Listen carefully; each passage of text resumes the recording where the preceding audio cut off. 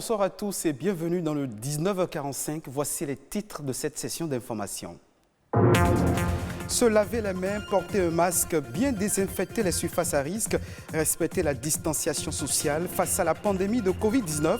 Comment se comporte le personnel médical dans les hôpitaux? Nous avons cherché à mieux comprendre les précisions à suivre. À Hayoué, les chips de bananes plantain très aimés des Béninois. Ils l'apprécient sous diverses formes. Origine de ce produit alimentaire, c'est à suivre dans ce journal.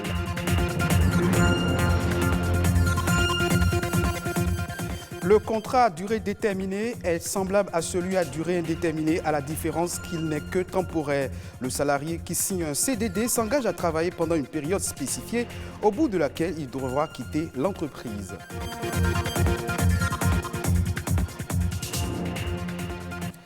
La crise du coronavirus ne finit pas de faire parler d'elle. À l'instar des secteurs vitaux de l'économie, le personnel soignant n'est pas à l'abri de cette pandémie. De nombreux comportements sont adoptés par les médecins, infirmiers et autres corps de la santé pour se mettre à l'abri et ainsi préserver la vie humaine. Quelle est la situation dans les hôpitaux et comment se comporte le personnel médical face au coronavirus? Une équipe de la rédaction a fait le constat dans un hôpital de Cotonou. Le reportage. Comme tous les matins, c'est l'heure de la visite des patients. Une ronde quotidienne effectuée par ce chirurgien. Pour lui, le personnel de santé est en alerte tous les jours. Vous vous lavez les mains à chaque fois qu'il y a un malade avant de l'examiner, après avoir touché le patient. L'autre chose, c'est que le port de bavette, c'est vrai que c'est la nouveauté, est exigé. La distanciation également est exigée dans les consultations. En attente d'acheter les médicaments à la pharmacie de l'hôpital.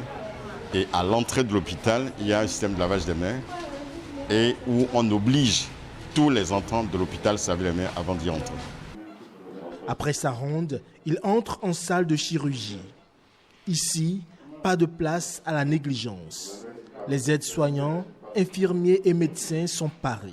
Tous ceux qui sont dans le bloc pour éviter les infections nosocomiales ou les infections du site opératoire, chez le patient, sont obligés de porter des masques, des bavettes pour se protéger eux-mêmes et protéger le patient qui va être opéré.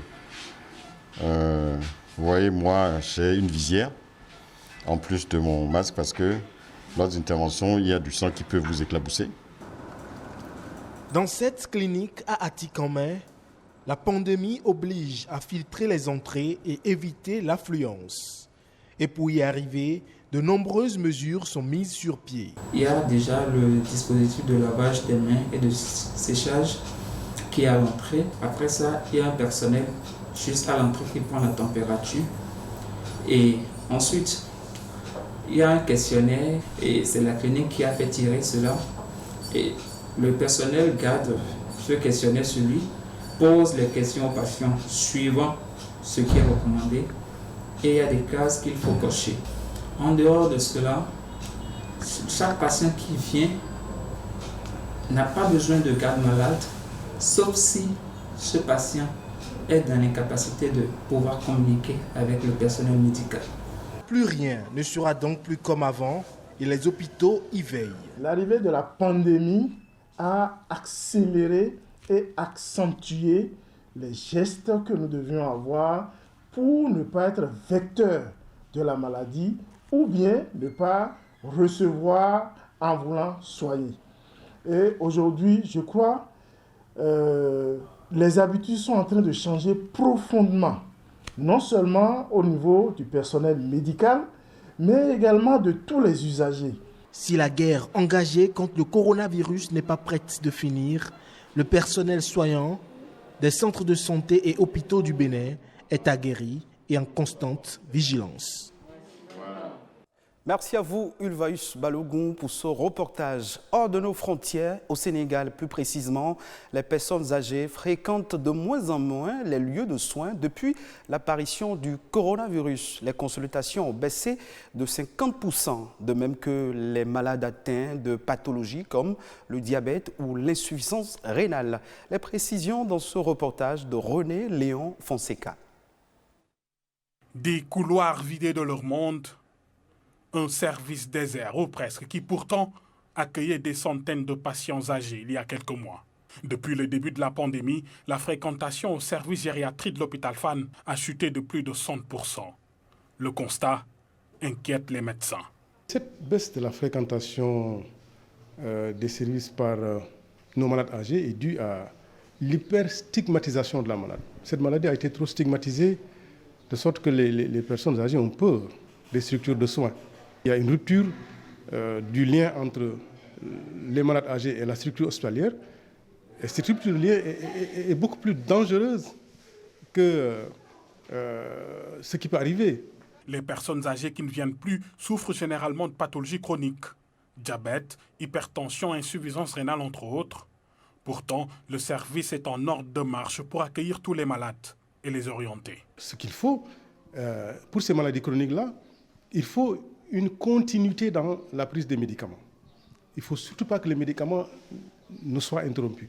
Donc, si le sujet âgé est bien équilibré, qu'il soit diabétique ou hypertendu, il est plus résistant face à l'épidémie. Donc, il faut rétablir cet équilibre, faire en sorte que les personnes âgées non seulement reviennent à l'hôpital, mais aussi leur permettre de continuer à prendre les soins. Et pour faciliter la prise en charge et la surveillance des malades, la télémédecine et les visites à domicile restent l'alternative pour les médecins.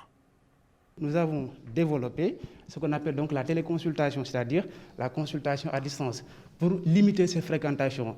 Donc pour les patients qui doivent venir ici donc pour les rendez-vous, on va essayer donc de les appeler. Mais après cette évaluation aussi, il peut arriver des situations où il y a la nécessité d'aller voir le patient à domicile si sa situation clinique nécessite une consultation à domicile. Ces personnes âgées malades ne craignent rien à l'hôpital, mais prennent des risques s'ils ne se soignent pas. C'est en gros le message des médecins gériatres. À Madagascar, l'isolement forcé des familles au sein de leur foyer a conduit à une hausse des violences conjugales selon une organisation non gouvernementale qui a mené une enquête restreinte à la capitale Antananarivo. L'étude rendue publique a été menée dans 50 quartiers de la capitale. Ces résultats coïncident également avec la hausse significative d'appels de victimes enregistrés sur la ligne verte mise en service durant le confinement par le Fonds des Nations Unies pour la population. En quelques semaines, le nombre de signalements par téléphone a été multiplié par 5, précise l'agence onusienne. D'après l'enquête, seules les violences physiques graves sont dénoncées. Les victimes viennent quand elles sont vraiment à bout et ne supportent plus les coups. Retour au Bénin pour parler du ahayoué. Ahayoué est un produit alimentaire ancré dans les habitudes des Béninois. Ils l'apprécient d'ailleurs sous diverses formes et on en trouve à presque chaque croisement de rue. Vous l'avez sûrement déjà consommé sans jamais vous poser la question sur son origine. Ulvaeus Balogun et Rebecca Adjinankou, eux, se sont posé la question. Réponse en images à travers ce reportage. Communément appelé ahayoué, ce produit alimentaire fait à base de bananes plantain est souvent consommé comme amuse-bouche, goûter ou même comme un accompagnateur du petit déjeuner. Il est si ancré dans les habitudes qu'on oublie son origine. Le ahayoué traditionnellement a commencé sur la côte à la latitude de Anéro où nos grands-mamans, pour gérer le stock des avaries, faisaient le ahayoué. Et puis, sur d'autres contrées, quand vous allez au Ghana, en Côte d'Ivoire, le ahayoué existe. Eux, ils font du talé-talé, c'est du ahayoué, tout ça là. C'est toujours pour gérer les stocks d'avaries. Il y en a même qui disent claco.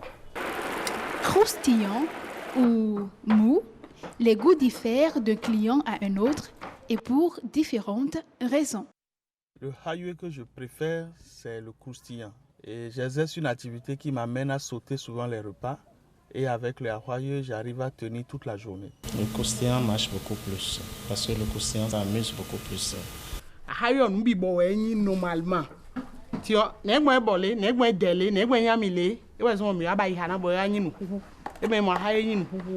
Et pourtant, certains clients émettent des réserves quant à sa consommation.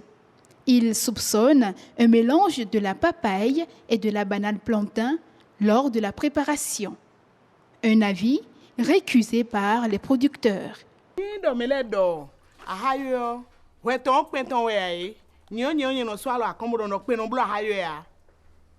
Ni edo nyen so ala komodo mo eno di bla njirenu nye kpodo clean ade jan honda si chi okpo. Bono do ni edo eni oje na do nu ehwecho wa na ho hun jodo. Il y a pas d'injonction.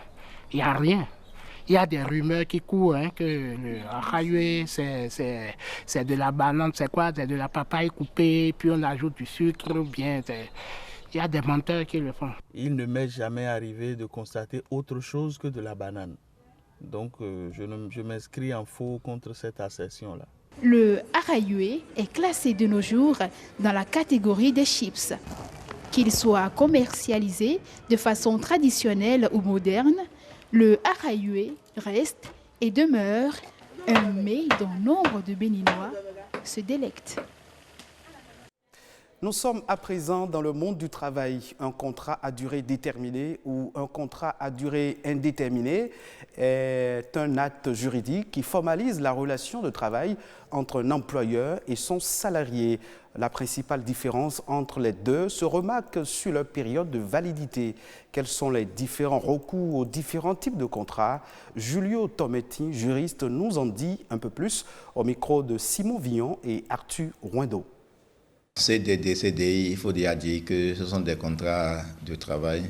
Et qui dit contrat de travail dit lorsqu'une personne physique met son activité professionnelle sous l'autorité et la responsabilité d'une autre personne physique ou morale contre rémunération. La loi a prévu une durée d'1 mois à 2 ans. Donc, qui dit contrat CDD, dit ça peut varier de 1 mois à 2 ans. Ça ne peut pas excéder 2 ans. C'est ce que dit la loi par rapport au CDD. Au CDI, le thème n'est pas défini. C'est un avantage, mais en même temps, c'est un risque. Ça veut dire que la loi dit que c'est un contrat qui peut cesser à tout moment. Le CDD, lorsque vous l'avez, la loi a prévu que ça ne peut pas être renouvelé plus de 2 fois. C'est-à-dire quoi? Lorsque vous finissez le premier thème, vous renouvelez le second thème. Au thème de la seconde échéance, lorsque vous continuez à travailler, et lorsqu'il n'y a pas un autre avis, ça veut dire que vous tombez de fait dans le CDI. Ça veut dire quoi? Si l'employeur ne se sépare pas de vous au bout des 2 échéances, au bout des 2 thèmes, ça veut dire que vous êtes d'office dans un contrat à durée indéterminée. Le toit prévoit le minimum, c'est ce qu'on appelle le SMIG, salaire minimum interprofessionnel garanti. Aujourd'hui, entre-temps, c'était à 32 000. Aujourd'hui, c'est un peu moins de 40 000. La loi a prévu des grilles lorsque le licenciement est un licenciement abusif. D'abord, lorsque c'est un simple licenciement, il faut que l'employeur respecte le délai préavis. Si ce n'est pas respecté, il doit avoir des indemnités. Les congés dont l'employeur n'a pas joui, on doit les reverser. Si le licenciement est abusif, on doit lui payer des indemnités, le licenciement qui est calculé, et de sorte que les indemnités évoluent en fonction de la durée, du temps que l'employé a pas dans l'entreprise.